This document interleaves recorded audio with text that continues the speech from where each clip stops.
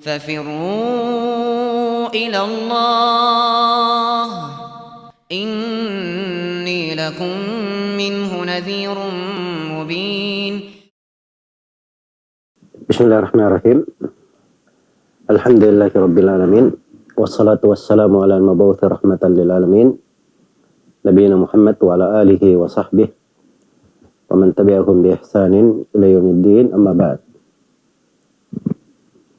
Assalamualaikum warahmatullahi wabarakatuh. Para asatidz, para guru dan anak-anakku sekalian serta didik di sekolah kita, Anas, serta seluruh ikhwah dan akhwat yang menyaksikan acara ini. Semoga Allah Subhanahu wa taala menganugerahkan untuk kita semua al-ilman nafi', ilmu yang bermanfaat, wal amal salih, dan amalan yang salih. Dan semoga Allah Subhanahu wa taala mencatat kita semua dari ahli ilmi dan ahli amal bil ilmi, serta orang-orang yang mendakwakan ilmu tersebut dan bersabar padanya. Sebab 4 hal ini itu kesempurnaan di dalam hidup. Semakin seorang sempurna di dalam 4 hal, maka akan semakin sempurna dari kehidupannya, semakin luas dari kebaikannya. Karena Allah Subhanahu wa taala hanya menyebut orang-orang yang tidak merugi, orang-orang yang beruntung terkait dengan 4 ini saja, 4 golongan ini saja. Dalam surah yang kita semua menghafalnya, Allah Subhanahu wa taala berfirman, wal asri innal insana lafi khusrin illa alladhina amanu wa amilus salihat wa tawasaw bil haqqi wa tawasaw bis sabr. Wal asr, demi waktu asar, dan bisa diartikan demi masa. Sesungguhnya manusia, jenis manusia itu semuanya benar-benar dalam kerugian, kecuali, nah ini yang diperkecualikan, yang tidak merugi, hanya ada 2 golongan saja, atau hanya ada 4 golongan. Illal ladzina amanu, kecuali orang yang beriman. Dan sejumlah ulama menafsirkan orang yang beriman, orang-orang yang berilmu. Karena iman itu dibangun di atas dasar keyakinan, dan keyakinan datangnya dengan perantara ilmu dan mempelajari. Kemudian wa amilus salihat, golongan yang kedua, dan orang-orang yang beramal salih. Dan yang ketiga, wa tawasaw bil haqq, saling berwasiat dengan kebenaran, itu mendakwakan ilmu, menyampaikannya, amar ma'ruf, nahi munkar. Wa tawasaw bis sabr, dan saling berwasiat dengan kesabaran. Saling berwasiat dengan kesabaran. Maka ini 4 tingkatan dari kesempurnaan seorang hamba. Dan sekadar kekuatan 4 tingkatan ini di tengah manusia, sekadar itu pula kebaikannya. Dan sekadar itu pula ketinggian mereka. Dan sekadar itu pula ketinggian mereka. Sebuah bangsa, sebuah negara semakin lengkap di dalam 4 hal ini, maka itu artinya semakin lengkap pula segala fasilitas yang membuat mereka dijayakan, memakmurkan mereka, memberikan kesejahteraan dan kebaikan di tengah mereka. Ini prinsip dasar yang patut untuk kita renungi. Harus kita selalu memikirkannya, memperhatikannya secara seksama, dan memeriksa kelengkapan 4 hal ini pada diri kita, pada keluarga kita, pada masyarakat kita, dan pada negeri kita. Nah, itulah jalannya orang-orang yang mengadakan perbaikan. Iya. Jadi kalau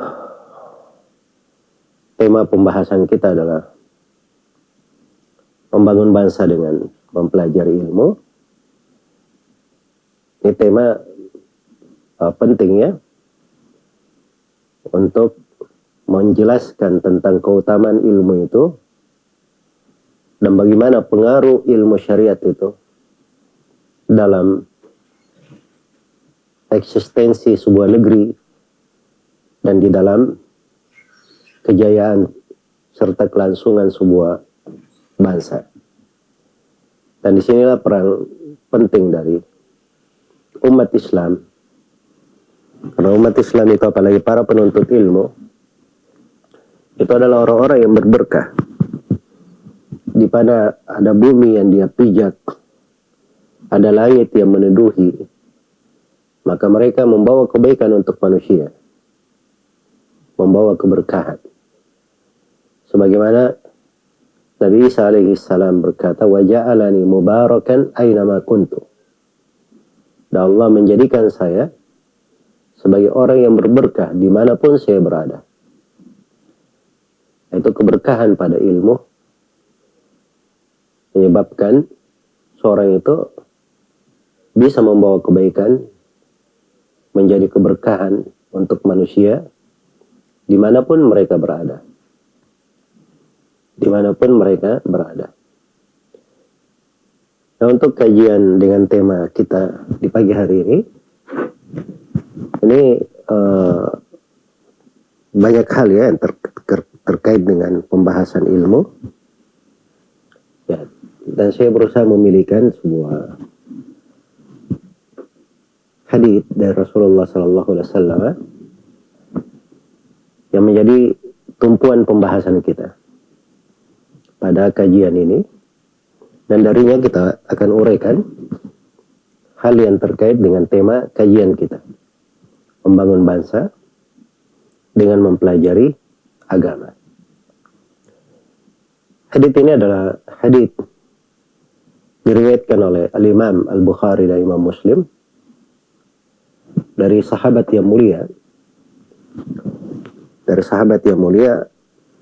Abdullah bin Qais radhiyallahu anhu, atau lebih dikenal dengan nama Abu Musa al-Ash'ari radhiyallahu anhu. Abu Musa al-Ash'ari. Ya.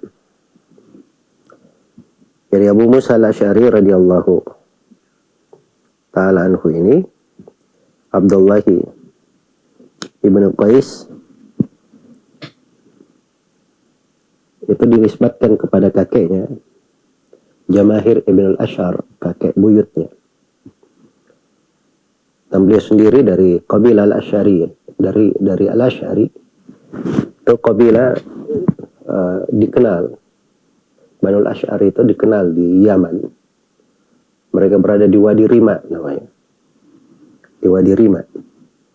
Kemudian banyak dari Bani al-Ash'ari ini, mereka tinggal di Kufah.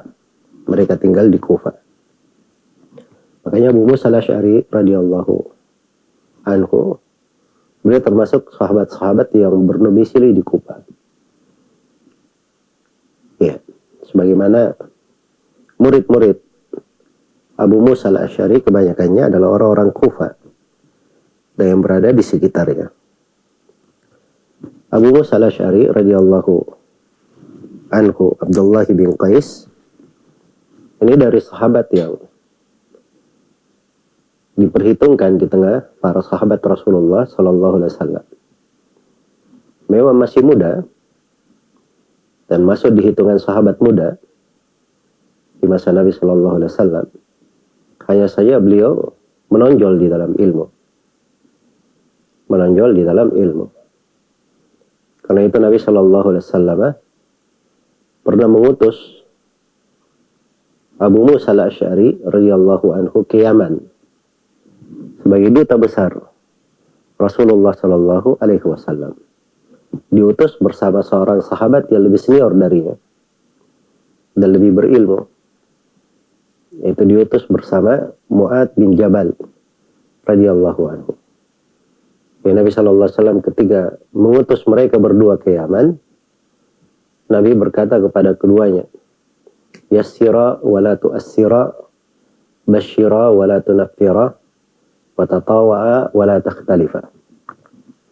Hendaknya kalian berdua memberi kemudahan, jangan kalian berdua menyusahkan, memberi kesusahan. Dan hendaknya kalian berdua memberi kabar gembira, dan jangan kalian berdua membuat orang lari. Dan hendaknya kalian berdua rukun, saling pengertian, dan jangan kalian berdua berselisih. Ini wejangan Nabi kepada dua duta besar. Dan 6 kalimat di dalam wejangan Nabi itu hal-hal yang sangat penting di dalam sebuah kegiatan kebersamaan, seperti di dalam pengelolaan sekolah misalnya, pengelolaan sekolah, di dalam dakwah di jalan Allah, bahkan di dalam tegaknya sebuah negeri, asas berdirinya negara. Itu asas-asasnya 6 kalimat yang disebutkan tadi. Jadi maksudnya Abu Musa al-Asy'ari radhiyallahu anhu itu bukan seorang sahabat sembarangan. Beliau adalah seorang yang memiliki kedudukan di sisi Nabi Sallallahu Alaihi Wasallam dan punya ilmu. Karena itu diutus sebagai duta besar Rasulullah Sallallahu Alaihi Wasallam. Dan yang diutus seperti itu adalah orang-orang yang memang terpercaya dan memiliki ilmu untuk mengajari manusia, memberi manfaat kepada manusia. Baik. Jadi Abu Musa al-Asy'ari radhiyallahu anhu berkata, qala Rasulullah sallallahu alaihi wasallam. Rasulullah sallallahu alaihi wasallam bersabda, "Mathalu ma ba'athani Allah bihi minal huda wal 'ilm kamathali al-ghaythil kathir asaba ardan." Kata beliau, perumpamaan apa yang Allah utus saya dengan petunjuk dan ilmu adalah bagaikan hujan yang sangat banyak, yang menimpa sebuah tanah atau menimpa bumi.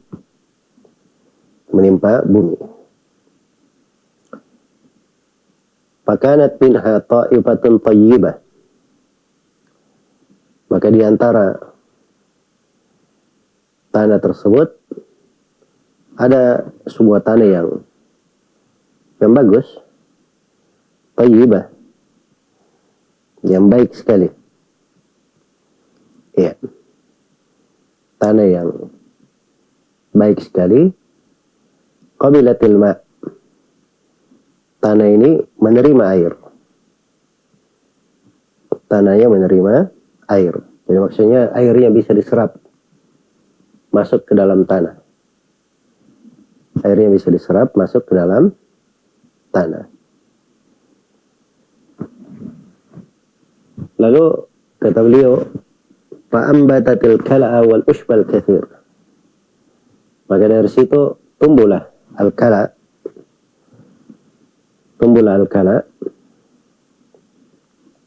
dari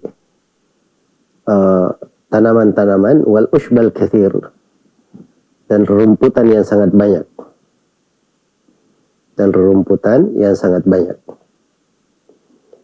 Ya, al-kala itu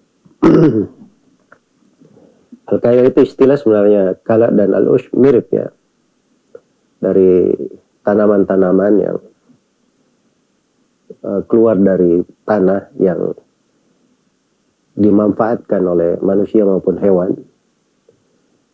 Cuman al-kala itu dia biasanya dia tanaman ada yang basah, ada yang kering. Ya. Kalau al-ushb itu biasanya tanaman yang basah saja. tanaman yang basah, bukan yang kering. Jadi maksudnya dari tanah ini ketika sudah memunculkan hal-hal yang hijau itu tadi, itu menunjukkan tanah yang bagus sekali. Sudah menyerap air, tanahnya juga bisa menghidupkan. Tanahnya mengeluarkan dari berbagai kebaikan. Setelah menerima air, mengeluarkan berbagai kebaikan. Kemudian ini satu jenis tanah. Ini satu jenis tanah. Kemudian ada jenis tanah yang lain. Wa kana minha ajadibu amsakatil ma'. Dan di antara tanah itu ada yang ajadib. Jamak dari jadab. Jadab ini tanah yang keras. Tanah yang keras. Iya. Amsakatil ma'. Dia bisa menahan air. Tanahnya keras. Kalau menahan air, airnya tertahan, bisa. Iya. Tapi dia nggak bisa menyerapnya. Nggak bisa masuk ke dalamnya. Cuma dia tahan saja. Tapi dengan tertahan seperti itu, dia menahan air. Itu misalnya contoh-contohnya itu seperti batu-batu dari lereng gunung gitu ya. Kalau ada hujan, batunya itu menampung air, membuat genangan kayak danau, gitu. Jadi tidak menerima air masuk ke dalamnya, tapi ada manfaat. Fanafa'allahu bihan nas. Allah menjadikan manusia mengambil manfaat darinya. Fasyaribu minha wasaku wazara'u. Maka mereka minum darinya, kemudian memberi minum darinya, ambil air untuk memberi minum. Iya, dan keperluan mereka. Serta mereka menanam tumbuh-tumbuhan dari air itu. Dari air tersebut. Iya. Ini tanah jenis yang kedua. Kemudian tanah jenis yang ketiga, kata Nabi SAW dalam perumpamaannya, wa asaba ta'ifatan minha ukhra, innama hiya ki'an. Kemudian ada satu tanah lagi yang lain, dia ini ki'an, tanah yang ki'an. Iya. Jadi ketika disebut ki'an, itu sudah ditafsirkan oleh Rasulullah Sallallahu Alaihi Wasallam maknanya. Apa itu ki'an? Iya. Walaupun kata ki'an itu sendiri dalam bahasa Arab itu jelas ya maknanya dari kata ka. Dan dia itu adalah tanah yang tanah yang datar, yang mengkilat. Tidak ada tumbuhan padanya, tidak bisa tumbuh tumbuhan apapun di situ. Dan dia ini datar, tidak bisa air, nggak bisa berada di situ. Air nggak bisa berada di situ. Iya. Makanya di tafsirnya Nabi Shallallahu Alaihi Wasallam bersabda, la tumsiku ma'an, wa la tumbitu kalaan. Tanahnya ini tidak bisa menahan air. Jadi air pun kalau jatuh dari langit, dia nggak menetap di atas kian ini. Ya karena dia tanah yang keras, maka juga tidak bisa menumbuhkan tumbuhan-tumbuhan, hijau-hijauan. Tidak bisa menumbuhkan. Iya. Makanya perumpamaan mendalam sekali ya. Subhanallah. Bayangkan Nabi diutus dengan ilmu dan petunjuk itu bagikan hujan yang deras, hujan yang banyak sekali. Hujannya sama. Tapi orang di dalam bumi yang menerima hujan ini ada 3 jenis. Ada yang tanahnya lembut, bagus, bisa menyerap air, bisa menampung air. Nah, ini menumbuhkan tumbuhan-tumbuhan. Hal-hal yang hijau, yang bermanfaat bagi manusia. Dan ada satu tanah yang lain, dia bisa menampung, tapi nggak bisa menyerap air. Menampung bisa, menyerapnya nggak bisa. Subhanallah. Jadi dia hanya memberi manfaat kepada orang saja. Dia sendiri tidak mengambil manfaat. Cuma memberi manfaat kepada orang lain. ya manusia minum darinya. Memberi minum orang lain, bercocok tanam dari air itu, menggunakan air tersebut. Ada satu tanah, nah ini sama sekali sudah tidak bisa menampung, tidak juga mengambil manfaat. Nah, kemudian Nabi SAW terangkan makna perumpamaan ini. Kata beliau, "Fadzalika mathalu man faquha fi dinillah wa nafa'ahu bima ba'athani Allahu bih fa'alima wa 'allam." Maka inilah perumpamaan orang yang faqih di dalam agama Allah. Itu dibaca faqih ya, di babat di kebanyakan para ulama ahli hadits dibacanya itu dengan kata faqih. Faqih itu fikih yang mendalam. Sebagiannya membahasakan saral fiqh lahu sajiyah. Fikih sudah menjadi pembawaan dia. Menjadi pembawaannya. Itu faqih. Karena ada sebagian ulama yang mengatakan itu bisa 3 harokat. Faqaha, faqiha, dan faquha. Nah, yang paling mendalamnya itu kalau dia dibaca faquha. Paling mendalamnya. Baik, jadi itu perumpamaan orang yang faqih di dalam agama Allah. Dan ilmu yang Allah Subhanahu wa taala utus nabinya, petunjuk yang dibawa oleh Nabi sallallahu alaihi wasallam dengannya, itu sangat bermanfaat baginya, memberi manfaat, kemanfaatan untuknya. Maka yang terjadi fa'alima wa 'allam, ia pun mempelajari ilmu dan mengajarkan ilmu itu. Dan mengajarkan ilmu tersebut. Wa mathalu man lam yarfa' bidzalika ra'san wa lam yaqbal hudallahi alladhi ursiltu bih. Dan ini juga perumpamaan, di dalam perumpamaan itu ada perumpamaan orang yang tidak mengangkat kepalanya pada ilmu. Iya, tidak ada penghargaannya terhadap ilmu. Atau tidak ada perhatiannya terhadap ilmu. Dia tidak menerima petunjuk Allah yang aku diutus dengannya, kata Nabi Sallallahu Alaihi Wasallam. Baik, di sini kita masuk di dalam mengkaji dan mendetailkan makna dari hadits ini. Perumpamaan yang diberikan oleh Nabi Sallallahu Alaihi Wasallam untuk umat Islam terkait dengan keutamaan ilmu. Dan Rasulullah Sallallahu Alaihi Wasallam ketika memberikan perumpamaan itu punya timbangan yang besar dan hal yang sangat penting.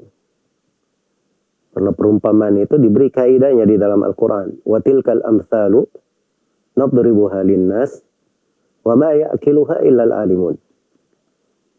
Itulah perumpamaan yang kami buat untuk manusia. Dan tidak ada yang memahami perumpamaan itu. Tidak ada yang berakal dengannya kecuali orang-orang yang berilmu. Makanya sebagian ulama salaf itu kalau dia baca perumpamaan dalam Al-Quran, atau ada perumpamaan yang dibuat oleh Nabi Sallallahu Alaihi Wasallam, lalu dia tidak paham, maka dia menangis. Lalu beliau berkata, saya ini tidak termasuk ke dalam golongan orang yang berilmu. Karena yang bisa memahami perumpamaan itu adalah orang-orang yang alim, orang-orang yang berilmu. Karena itu jenis dari amsal itu ditulis oleh para ulama, buku-buku.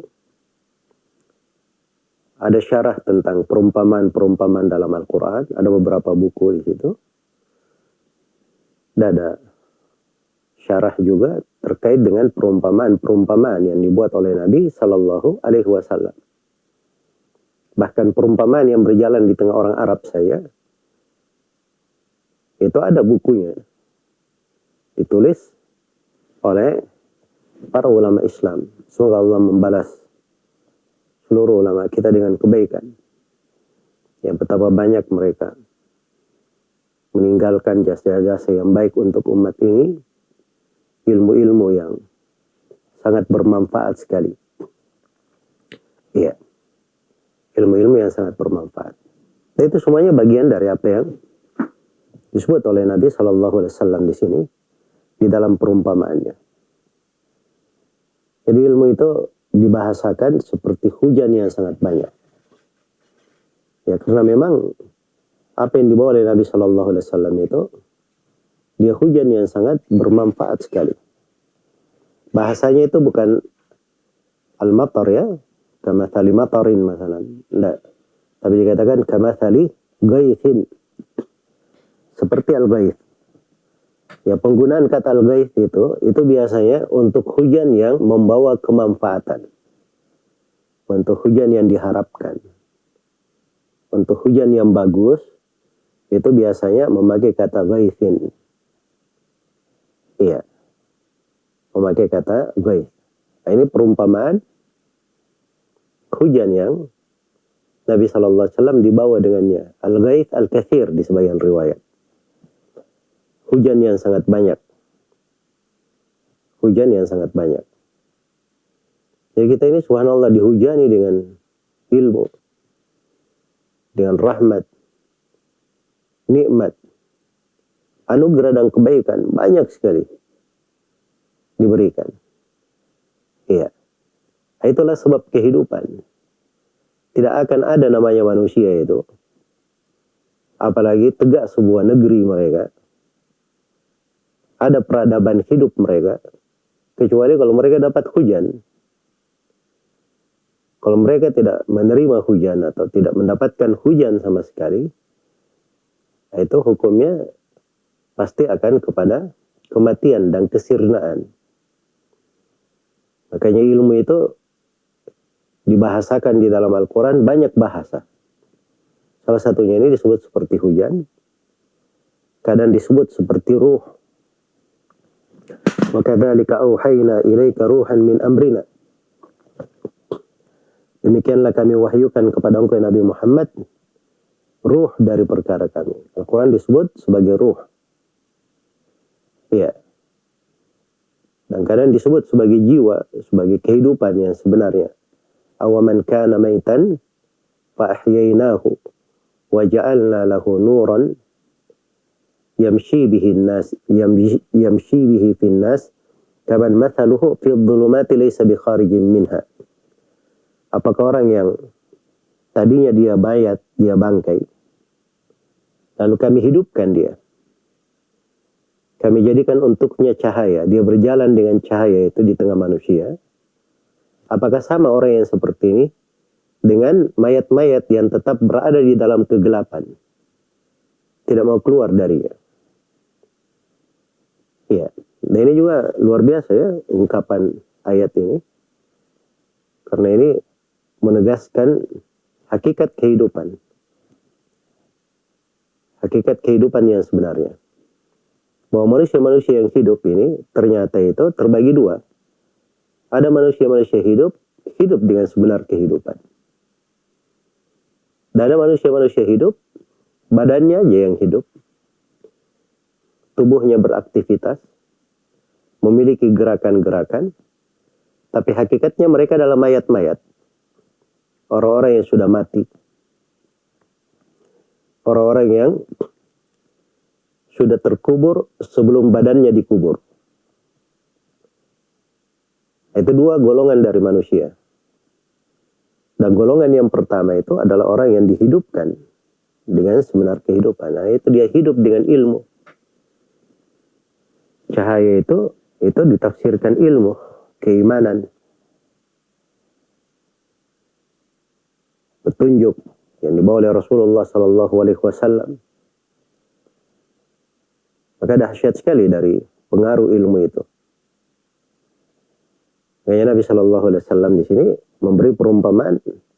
Kata beliau, "Mathalu ma ba'athani Allahu bihi minal huda wal ilm."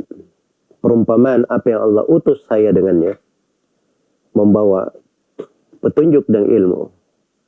Kata ba'atha itu banyak ya dipakai dalam Al-Quran. Walaqad ba'athna fi kulli ummatin rasula.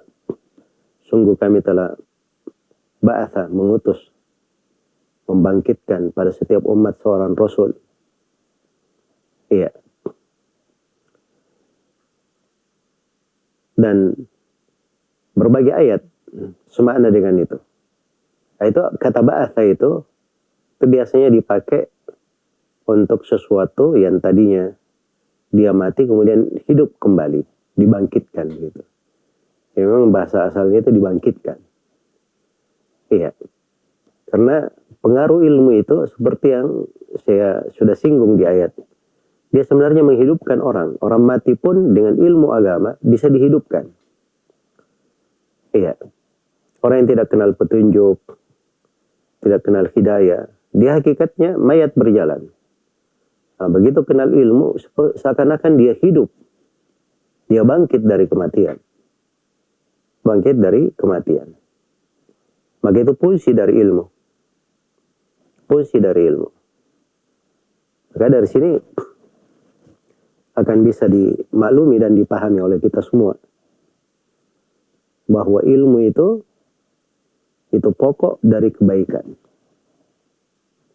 Asas tegaknya sebuah negeri. Dan landasan berdirinya serta kesejahteraan sebuah bangsa. Jadi kalau mau berbicara tentang kehidupan yang baik di tengah manusia, tetapi tidak mempelajari dari ilmu, nah itu namanya berbicara di alam mimpi. Berbicara di alam mimpi. Atau bahasa lainnya, orang yang hanya menghayal saja. Iya. Kalau dia memang benar ingin berbuat perbaikan di tengah manusia, maka harus dihidupkan dengannya ilmu agama dan ditebarkan. Dan umat ini kalau ingin baik, seorang itu apabila ingin baik, iya. Nah ini untuk anak-anakku sekalian, kalau ingin menjadi orang-orang yang mengukir sejarah di tengah manusia, ingin menjadi orang yang bermanfaat, ingin menjadi orang benaran ya, bukan orang-orangan. Ingin menjadi orang benaran, maka itu caranya dengan mempelajari ilmu. Harus mendalami ilmu agama. Ya bukan belajar, wah ini saya belajar ini karena keinginan orang tua. Saya diperintah oleh bapak dan ibu saya. Nggak ada pilihan lain. Enaknya main di rumah, pegang HP, buka laptop. Tapi karena disuruh belajar, teman-teman saya juga pada belajar semua. Kalau saya nggak belajar, nggak enak dibilangin saya pengangguran. Nggak boleh seperti itu. Justru orang belajar itu harus dibangun di atas kesadaran. Nah, kesadarannya inilah yang membuahkan keikhlasan. Dia ikhlas dalam belajarnya. Kesadarannya ini itu disebut al-yaqadhah ya, kalau di tingkatan di maratib al-ubudiyah, tingkatan penghambaan. Yaitu kunci bergerak namanya, kesadaran. Nah, kesadaran ini pula yang membangun semangat. Kesadarannya ini yang membuat dia memiliki cita-cita tinggi. Ulul himmah. Nah itu semuanya harus ada, melekat pada diri. Jadi kalau misalnya ingin membangun sebuah kebaikan di tengah manusia, maka itu harus selalu terkait dengan mengajarkan ilmu. Dan ini pentingnya dari adanya pendidikan-pendidikan, sekolah-sekolah yang dikelola oleh ahli sunnah, orang-orang yang paham sunnah. Sebab memberi pendidikan kepada umat Islam itu hukumnya fardu kifayah. itu kewajiban tidak gugur kecuali kalau sudah mencukupi. Kalau sudah mencukupi. Kalau belum mencukupi, padahal kita mampu menegakkan pendidikan itu, kita tidak tegakkan pendidikan, kita berdosa namanya. Kita berdosa. Ya, jangan dikira ya bahwa pendidikan, menegakkan pendidikan itu masalah biasa-biasa saja. Akhirnya karena semua orang bikin pendidikan, bikin sekolah-sekolah, ya kita juga bikin sekolah juga. Kita ada hal-hal tertentu di situ terkait dengan fardu kifayah. Kewajiban kita ditanya nanti di depan Allah Subhanahu wa taala. Iya. Belum lagi terkait dengan konsep dari tegaknya sebuah negeri, sebuah bangsa. Maka ini harus menjadi kesadaran semuanya. Kesadaran orang-orang yang mendirikan lembaga-lembaga pendidikan, kesadaran para pengelolanya, dari pengurus, guru-guru, dan juga kesadaran dari anak-anak didiknya. Sebab kita di dalamnya itu berputar antara fardu ain dan fardu kifayah. Tidak berputar di masalah sunnah ya, tapi berputar antara fardu ain dan fardu kifayah. Apakah wajib terhadap setiap individu atau wajib terhadap seluruhnya selama belum mencukupi. Kalau sudah mencukupi baru gugur kewajiban. Baru gugur kewajiban. Kita semua maklum ya bahwa sekarang ini pendidikan-pendidikan yang diperlukan itu masih kurang. Jauh dari kecukupan. Kayaknya kita harus punya semangat yang besar di dalam hal tersebut. Dan itulah kehidupan. Apa artinya hidup ini?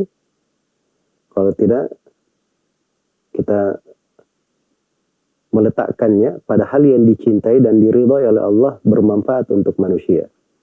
Bermanfaat untuk manusia. Ya, kecerdasan anak-anak bangsa itu tonggak berdirinya sebuah negeri. Tonggak berdirinya sebuah negeri. Karena itulah ilmu agama itu punya peranan sangat penting. Iya. Nabi SAW itu, beliau bukan orang yang ahli di semua bidang dunia. Misalnya beliau ahli di bidang perkebunan, bukan ahli di bidang peternakan. Beliau juga bukan seorang dokter. Tapi beliau dibekali dengan segala bekal yang bisa membangkitkan dan memacu serta mengukur dari segala potensi yang ada di tengah umat itu dan ada di sebuah negeri, di sebuah masyarakat. Karena itu di dalam syariat Islam ada semua konsep yang diperlukan di dalam membangun negara, di dalam membangun sebuah kehidupan berbangsa. Mau masuk di bidang apa saja, semuanya ada konsepnya. Mau berbicara tentang tata negara, ada konsepnya. Mau bicara tentang perekonomian, ada konsepnya. Apalagi dalam ibadah, dalam muamalah, dalam peradilan, hukum-hukum di tengah manusia. Ya. Dan di dalam segala aspek kehidupan. Itu kuncinya dengan mempelajari ilmu agama. Jadi kalau seorang itu paham ilmu agama, dia bisa berbuat segala sesuatu. Dia bisa berbuat segala sesuatu. Tapi kalau dia ahli di bidang ilmu umum, keahliannya itu hanya terbatas pada hal tertentu saja. Beda dengan orang yang ahli di bidang agama. Keahliannya di bidang ilmu agama itu artinya membuat dia memiliki kunci-kunci untuk masuk ke dalam segala sesuatu.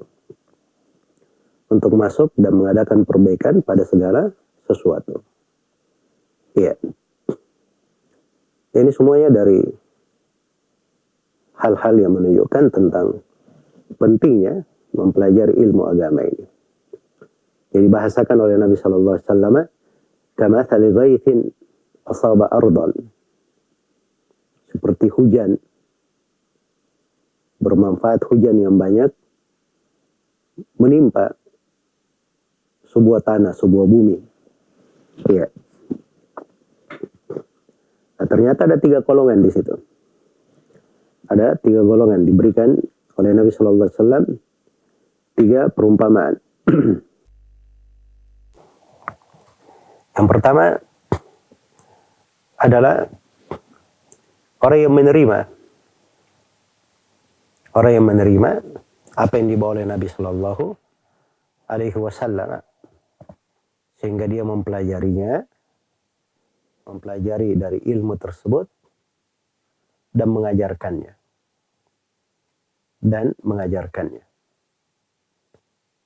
Ya, inilah tanah yang baik.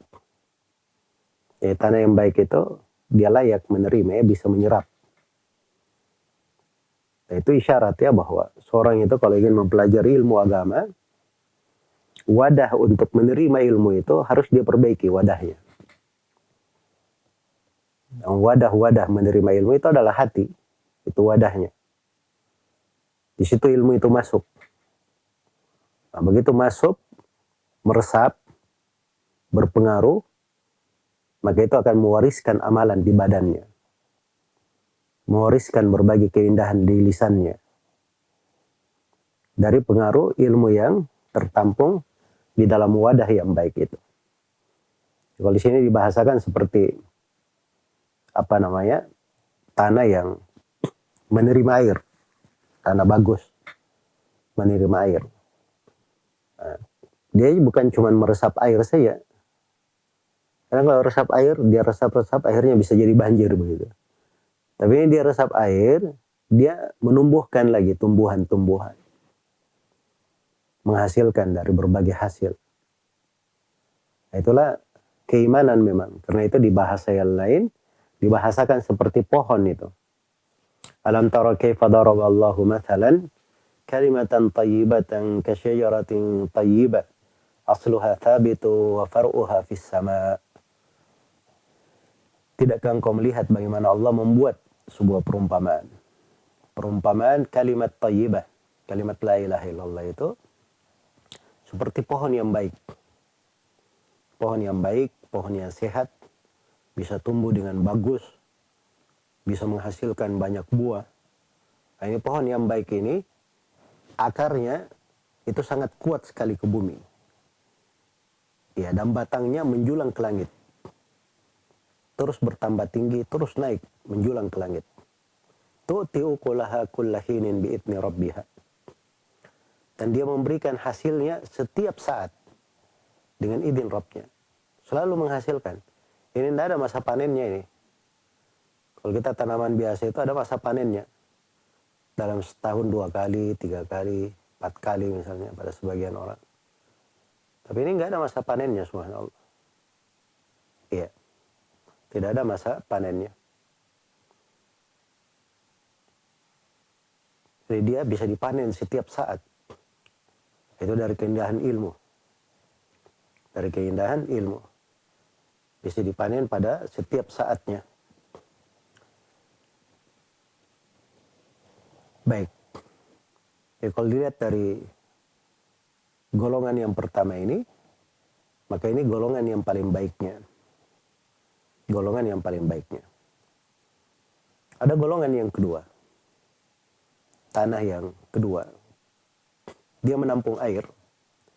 Jadi kalau hujan, airnya bisa dia tampung. Tertahan air di situ.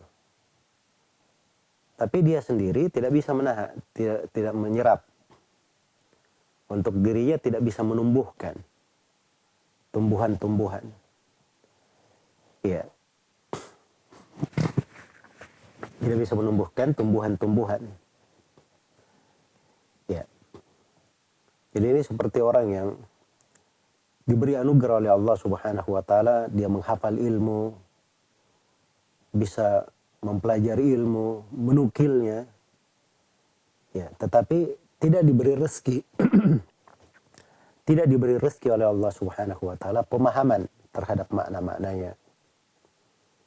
Tidak diberi oleh Allah Subhanahu wa taala kekuatan untuk bisa istinbat, mengeluarkan hikmah-hikmah dan manfaat-manfaat.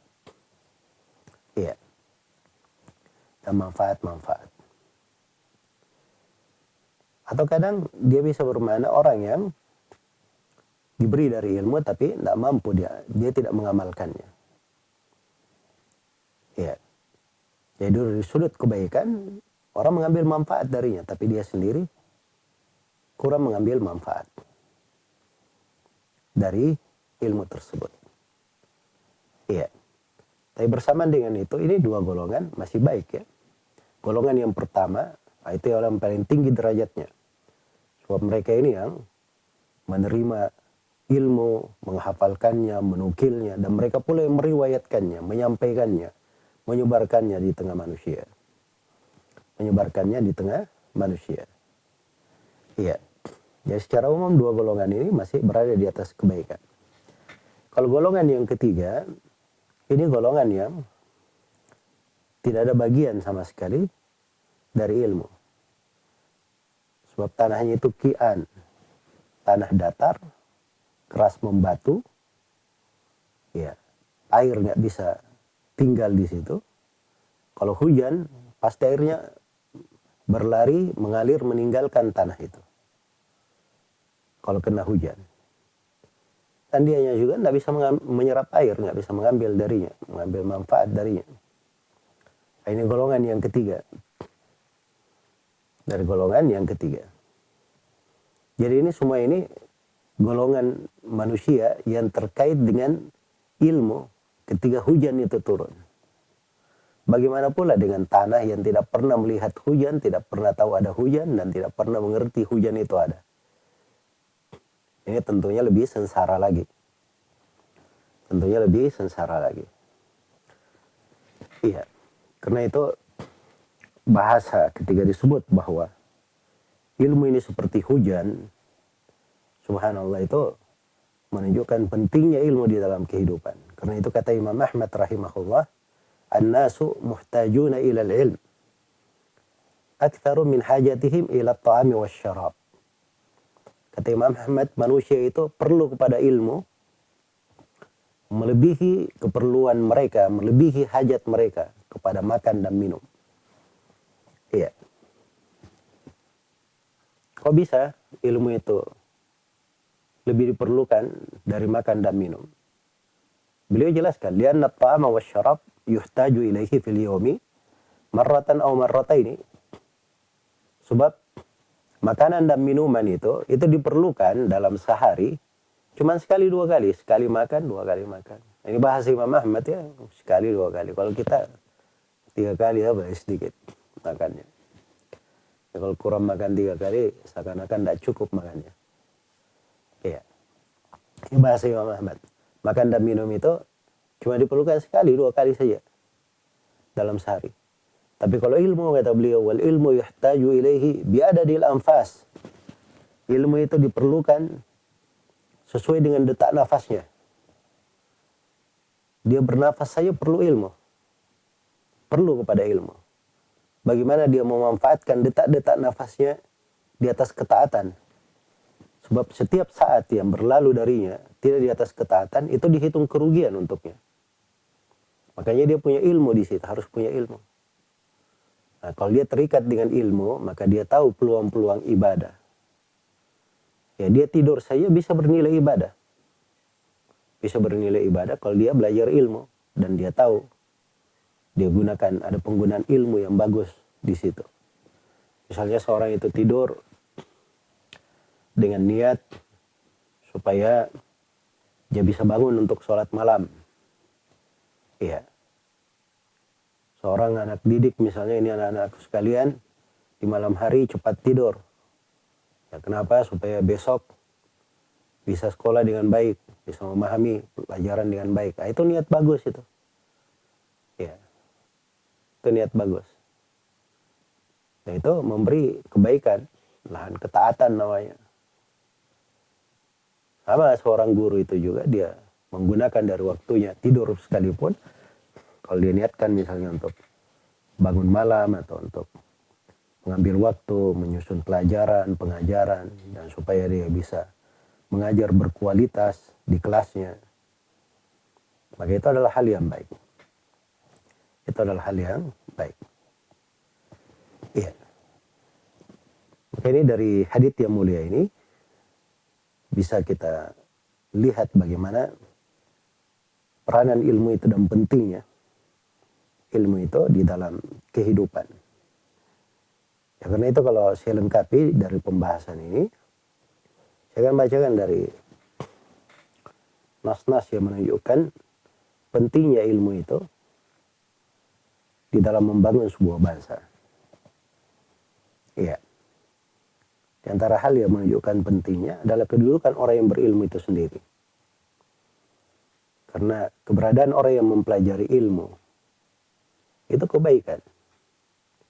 Kebaikan untuk manusia. Makanya diutusnya seorang rasul di tengah manusia, itu kehidupan mereka. Ya ayyuhalladzina amanu istajibu lillahi walir rasuli idza da'akum lima yuhyikum. Wahai orang-orang yang beriman, jawablah Allah dan Rasulnya kalau kalian dipanggil kepada hal yang menghidupkan kalian. Jadi seorang Rasul itu diutus untuk kehidupan. Keberadaan Nabi itu luar biasa di tengah manusia. Begitu Nabi SAW meninggal, yang menjadi kebaikan untuk manusia adalah para sahabat Rasulullah SAW. Para sahabat Nabi SAW. Nah, mereka lah yang menjadi pengaman-pengaman hal-hal yang memelihara dari umat ini. Ya. Begitu para sahabat Rasulullah sallallahu alaihi wasallam meninggal, ya, maka ada murid-muridnya para sahabat. Murid-murid para sahabat. Jadi itu memang sangat berkaitan sekali. Sangat berkaitan. Makanya Nabi SAW itu pernah mengatakan di dalam sebuah hadits yang diriwayatkan oleh Imam Muslim dari Abu Musa al-Asy'ari radhiyallahu anhu.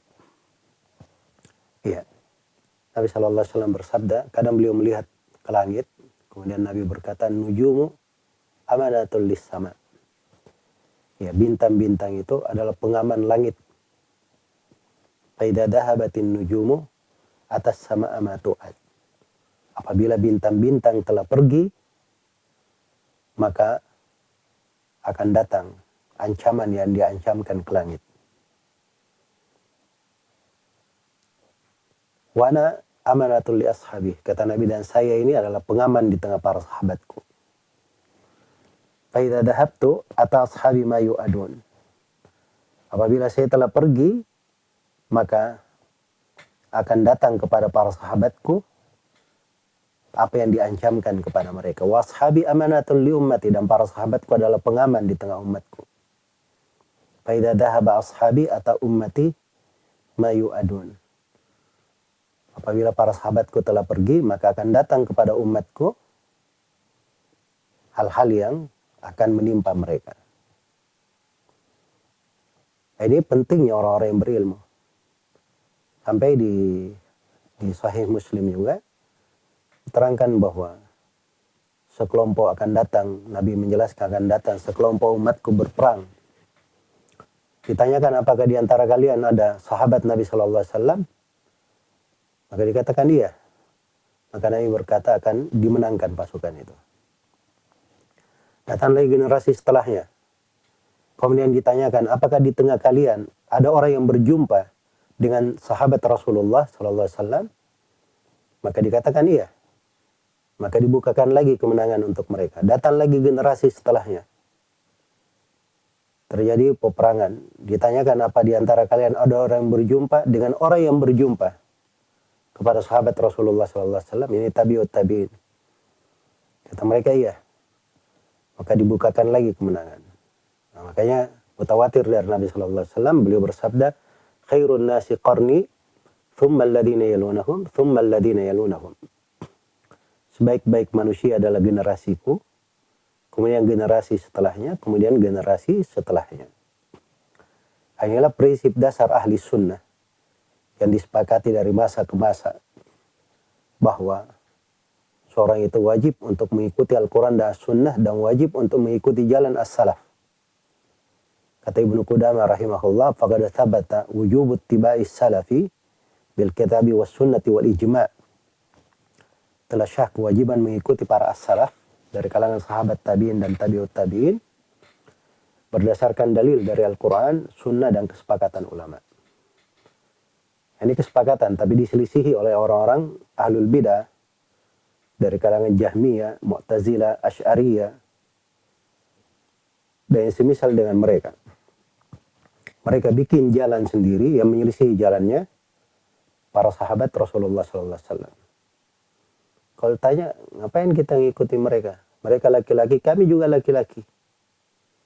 Ya, kalau dibahas orang sekarang ini yang sok pandai ahli di sebagai ilmu, itu ada cara pemahamannya. Kita bisa memahaminya sendiri. Iya. Ini keliru ya di dalam mempelajari ilmu. Ya, maksudnya kaidah ilmu hadits, ilmu usul fikih, ilmu tafsir, dan ilmu apa saja dari ilmu-ilmu alat untuk memahami Al-Quran dan Sunnah, itu semuanya sampai ke kita melalui perantara 3 generasi. Jadi harus dipahami dengan cara pemahaman mereka. Nah, itu namanya alat-alat memahami ilmu.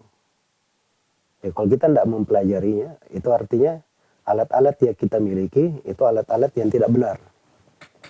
Alat-alat yang tidak benar. Iya. Jadi keberadaan orang yang berilmu itu sangat bermanfaat bagi manusia. Menjadi pengaman. Menjadi pengaman. Coba bayangkan ya, orang-orang kafir Quraisy itu, bagaimana kelancangan mereka. Itu menantang Allah mereka. Iya. Nah, itu ucapan mereka disebut dalam Al-Quran. Di surah Al-Anfal. وَإِذْ قَالُوا اللَّهُمَّ إِنْ كَانَ هَذَا هُوَ الْحَقَّ مِنْ عِنْدِكَ فَأَمْطِرْ عَلَيْنَا حِجَارَةً مِنَ السَّمَاءِ أَوْ ائْتِنَا بِعَذَابٍ أَلِيمٍ. Dan ketika mereka berkata, ini orang-orang kafir, berkata, ya Allah, kalau memang benar apa yang diturunkan kepada Nabi Muhammad itu kebenaran dari sisi Engkau, maka hujani kami batu dari langit atau datangkan siksaan yang pedih. Ya. Dan itu naudzubillah ya. Betul-betul kelancangan, menantang Allah. Katanya kalau benar yang dibawa oleh Nabi Muhammad itu kebenaran dari sisi Engkau ya Allah, hujani kami dari langit atau datangkan siksaan yang pedih. Bukannya bilang kami bertobat kepadamu ya Allah, beri kami ampunan. Ini menantang Allah. Tapi mereka nggak disiksa, tidak diturunkan dari siksaan yang menghancurkan bumi mereka. Allah terangkan sebabnya. Wa ma kana Allahu liyu'adzibahum wa anta fihim wa ma kana Allahu mu'adzibahum wa hum yastaghfirun. Allah tidak akan menyiksa mereka, wahai Nabi Muhammad, sepanjang engkau masih berada di tengah mereka. Ini keberadaan Nabi itu luar biasa membawa keberkahan. Allah tidak akan menyiksa mereka, wahai Nabi Muhammad, sepanjang engkau berada di tengah mereka. Dan Allah tidak akan menyiksa mereka sepanjang para sahabat itu masih beristighfar, masih memohon ampunan kepada Allah. Ini orang-orang yang berilmu itu keutamaan sahabat juga. Dan keberadaan orang-orang yang berilmu itu seperti itu di tengah umat. Iya. Mereka itu jadi orang-orang yang merupakan sebab masyarakat manusia tertolak dari musibah dan malapetaka. Jadi kadang di perbuatan sebagian masyarakat, di perbuatan manusia, kelancangan-kelancangan yang mengharuskan datangnya berbagai musibah dan malapetaka. Tapi karena masih ada orang-orang yang berilmu, orang-orang yang salih, orang-orang yang mengadakan perbaikan, maka musibah itu ditolak dari mereka. Wa ma kana rabbuka liyuhlikal qura bi dhulmin wa ahluha muslihun. Dan Allah tidak akan membinasakan sebuah negeri yang berlaku zalim sepanjang penduduknya itu masih mengadakan perbaikan. Ya, kalau kita masih mengadakan perbaikan, maka itu adalah hal yang baik. Dan ini ranah pendidikan ini, sekolah, pendidikan, mengajarkan ilmu yang bermanfaat, mengajarkan sunnah, akidah yang lurus. Itu semuanya dari islah namanya, mengadakan perbaikan. Itu bekal hidup kita, itu ya, menjamin keselamatan kita. Menyebabkan kita terhindar dari musibah dan malapetaka, dan kita menjadi sebab negeri kita ini aman dari musibah dan malapetaka. Nah, ini dari peranan dan fungsi dari ilmu itu. Karena itu harusnya dijaga dengan baik. Iya, dijaga dengan baik. Jadi keberadaan orang-orang yang berilmu, orang-orang yang belajar ilmu, itu semuanya membawa kebaikan. Subhanallah. Iya. Makanya kita bergembira dengan anak-anak didik kita. Ketika ada murid-murid yang belajar, ya kita sangat menyayanginya.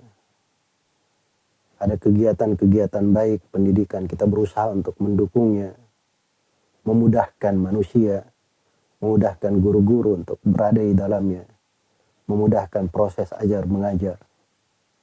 Itu bagian dari kebaikan-kebaikan. Bagian dari kebaikan-kebaikan. Kemudian dari pentingnya keberadaan orang yang berilmu ini, Nabi SAW bersabda, ini atharnya masyhur ya, dihasankan oleh Imam Ahmad dan selainnya dengan berbagai jalurnya, bahwa Nabi SAW bersabda, yahmilu hadzal ilm min kulli khalafin uduluhu yanfuna anhu tahrif al-ghalin wa intihal al-mubtilin wa ta'wil al-jahilin. Sungguhnya ilmu ini pada setiap generasinya itu disandang oleh orang-orang adil ya. Orang-orang adil. Nah, ini yang disebut orang-orang yang berilmu, uduluhu. Iya. Itulah yang disebut dengan orang-orang adil. Karena mereka ini orang-orang yang adil, uduluhu, makanya orang-orang yang berilmu itu persaksiannya diterima. Bukan persaksian di tengah manusia saja diterima. Bahkan persaksiannya untuk Allah juga diterima. Allah menjadikan orang yang berilmu sebagai saksi-saksi. Syahidallahu annahu la ilaha illahu wal malaikatu wa ulul ilm qa'iman bil qist. Allah mempersaksikan bahwa dirinya itu la ilaha illahu, tidak ada yang berhak diibadahi dengan hak kecuali Dia sendiri. Demikian pula dipersaksikan oleh para malaikat dan orang-orang yang berilmu tegak dengan keadilan. Ini artinya bahwa para ulama itu direkomendasi, dipuji oleh Allah, persaksian mereka diterima. Iya. Dan ini menunjukkan bahwa mereka adalah orang-orang yang terpercaya. Al-udul. Orang-orang yang terpercaya. Dan inilah yang menyebabkan orang-orang yang berilmu itu selalu kedudukannya yang paling indah. Paling baik di tengah manusia. Iya. Kemudian dari hal yang menunjukkan pentingnya ilmu itu di dalam membangun sebuah bangsa, derajat yang tinggi, ketinggian derajat, itu hanya diberikan kepada orang-orang yang berilmu dan beriman secara khusus. Karena itu Allah Subhanahu wa taala berfirman, yarfa'illahu alladhina amanu minkum walladhina utul ilma darajat. Allah mengangkat orang-orang yang beriman di antara kalian dan orang-orang yang berilmu diangkat beberapa derajat. Dikhususkan penyebutannya untuk orang yang berilmu dan orang yang beriman. Iya. Dan itu dalam Al-Quran ada 4 tempat pengangkatan derajat. Dan pada 3 tempat pengangkatan derajat disebut dengan iman dan ilmu. Dan tempat yang keempat disebut dengan jihad fisabilillah. Dan jihad itu termasuk bagian di dalamnya jihad di dalam ilmu, mengamalkannya, mendakwakannya. Masuk juga di dalamnya kategori jihad. Sehingga seluruh derajat, pengangkatan derajat itu kaitannya dengan ilmu. Kaitannya dengan ilmu. Ya, maka kalau ingin bikin konsep sebuah negeri yang makmur, lalu tidak diperhatikan eksistensi ilmu syariat di dalamnya, dan tidak ditegakkan sarana-sarana yang membangun manusia-manusianya menjadi orang yang berilmu agama, itu artinya kita itu berhayal mendirikan sebuah negeri yang makmur, membuat sebuah bangsa yang berjaya. Sebab kemakmuran dan kejayaan itu syaratnya, itu kekuatannya, baik. Kemudian di antara hal yang menunjukkan tentang bagaimana tingginya derajat ilmu itu di tengah manusia, Allah Subhanahu wa taala berfirman di surah Yunus, "Qul bi fadlillahi wa bi rahmatih fabidzalika falyafrahu huwa khairun mimma yajma'un." Katakanlah wahai Nabi Muhammad, dengan keutamaan dari Allah dan rahmatnya, dengan hal itulah mereka bergembira.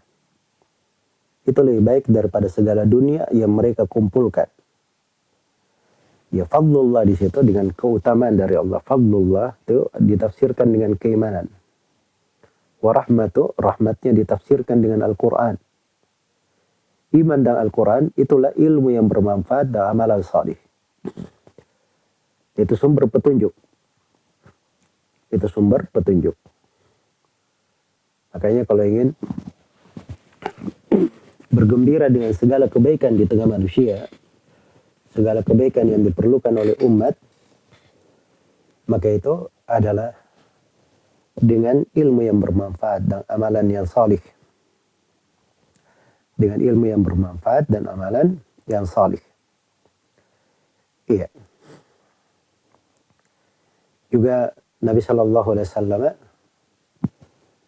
itu banyak memberi perumpamaan-perumpamaan yang menjelaskan tentang keindahan orang yang belajar. Sebagaimana yang saya sudah isyaratkan, bahwa membangun sebuah bangsa itu adalah membangun badan-badan yang berada di dalamnya. Membangun jiwa-jiwa penghuni dari bangsa itu. Kapan terbangun dengan baik, akan lahir dan berdiri sebuah bangsa yang kuat. Itu semuanya berada di fungsi ilmu syariat. Sebab ilmu syariat itu, disitulah kekuatan. Ya, makanya dalam Al-Quran itu tidak disebut kata sultan, kecuali dengan makna ilmu. Sultan itu kekuatan, kekuasaan, itu kalau diartikan harfiah ya. Tapi kata Ibn Al-Qayyim rahimahullah, dalam Al-Quran kaidahnya, semua kata sultan itu artinya hujjah dengan ilmu. Kalau terkait dengan membahas kekuatan, itu kaitannya dengan ilmu juga.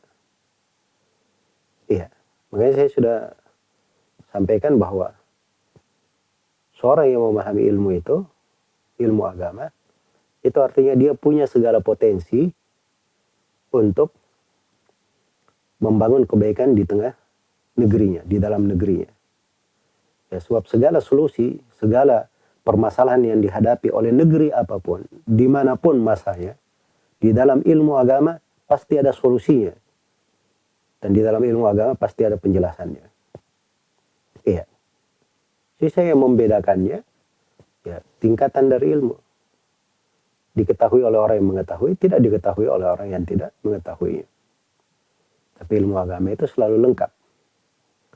Petunjuk dan tuntunan di dalamnya. Iya. Kemudian dari pentingnya ilmu ini di dalam membangun sebuah negeri, kita renungi dari 5 ayat pertama yang turun kepada Nabi SAW. Itu adalah awal nikmat, awal rahmat untuk umat ini. Itu perintah untuk belajar. Iqra bismi rabbikal ladzi khalaq, khalaqal insana min 'alaq. Iqra wa rabbukal akram alladzi 'allama bil qalam, 'allamal insana ma lam ya'lam. Ini 5 ayat semuanya perintah untuk belajar, perintah untuk menuntut ilmu. Ini adalah awal nikmat, awal rahmat untuk umat ini. Ya, jadi kalau ingin mendirikan, ingin menegakkan sebuah bangsa, sebuah negeri, ingin membangunnya, maka itu dibangun dengan ilmu. Dibangun dengan mempelajari ilmu. Iya. Kemudian mungkin yang yang terakhir di sini, karena waktu kita sudah sampai kepada akhir dari pembahasan. Yang terakhir di sini ingin saya ingatkan bahwa keutamaan dari ilmu agama itu sangat luas sekali. Kebaikan-kebaikannya sangat banyak. Kalaupun ada para ulama yang menulis tentang keutamaan-keutamaan ilmu, itu pendekatan-pendekatan. Itu anugerah yang sangat besar. Pintu ibadah pun itu paling luasnya dengan seorang mempelajari ilmu.